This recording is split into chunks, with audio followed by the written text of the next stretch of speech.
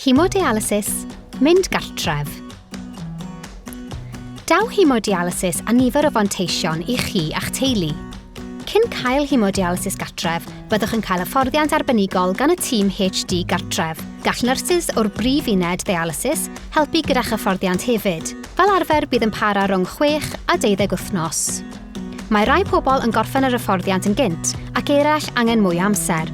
Os byddwch yn dewis neu angen cael partner dialysis, gallan ddysgu i wneud cymaint neu gynlleied a gymaint yn ei ddymuno. Gall periannau dialysis edrych yn gymleth, ond mae llawer o bobl yn dweud nad ydynt yn fwy cymleth na ffonau clyfar ar ôl dod i arfer â nhw. Gadewch i ni weld beth fyddwch yn ei ddysgu.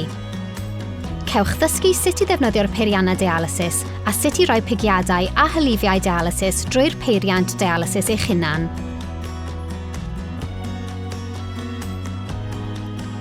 Byddwn nhw'n dangos i chi sut i lanhau'r peiriant dialysis ac offer arall, sut i daflu'n ddiogel gyflenwadau sydd wedi'u defnyddio a gofalu am eich mynediad ffasgwlaidd. Mae mynediad ffasgwlaidd yn golygu mynediad at bibell waed. Mae 3 gwahanol fath ar gyfer dialysis, sef fistula AV, graft AV a catheter haemodialysis. AV yw'r rydweli weithiennol, sef y cyswllt rhwng rydweli a gweithien. Paratoi eich cartref ar gyfer dialysis. Rhaid gwneud yn siŵr bod eich cartref yn addas ar gyfer dialysis. Mae angen digon o le i gynnal y driniaeth dialysis ac i storio cyflenwadau.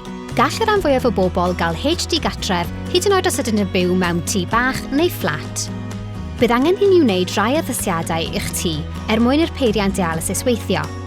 Enghraifft, bydd rhaid gwneud yn siŵr bod gan eich tŷ gyflenwad digonol o ddŵr a thrydan mwyn plymio'r peiriant dialysis a chael gwared y gwastraff.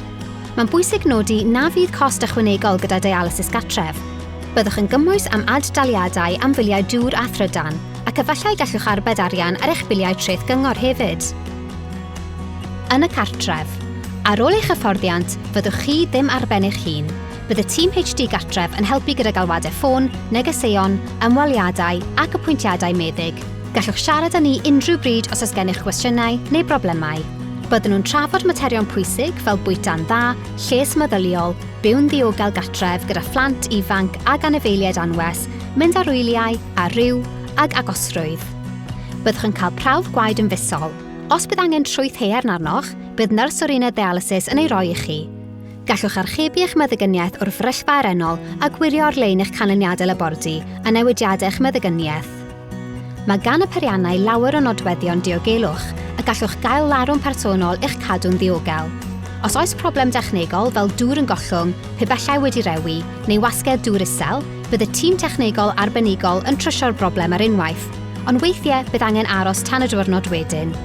Os oes gennych broblem feddygol frys, gallwch gysylltu â meddyg neu nyrs 24 awr y dydd.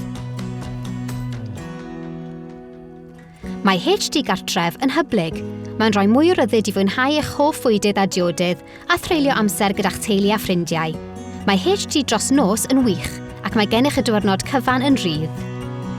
Gall haemodialysis gartref fod yn heriol i bartneriaid ac aelodau'r teulu. Byddwn yn eich cefnogi chi a chynwyliaid yn ystod eich hyfforddiant wrth i chi drosglwyddo i ddialysis gartref a thrwy gydol eich triniaeth. Os oes gennych unrhyw gwestiynau am y wybodaeth yn y fideo hwn, neu os hoffech ddysgu ragor, siaradwch â'ch tîm arennol, neu ewch i'n gwefan.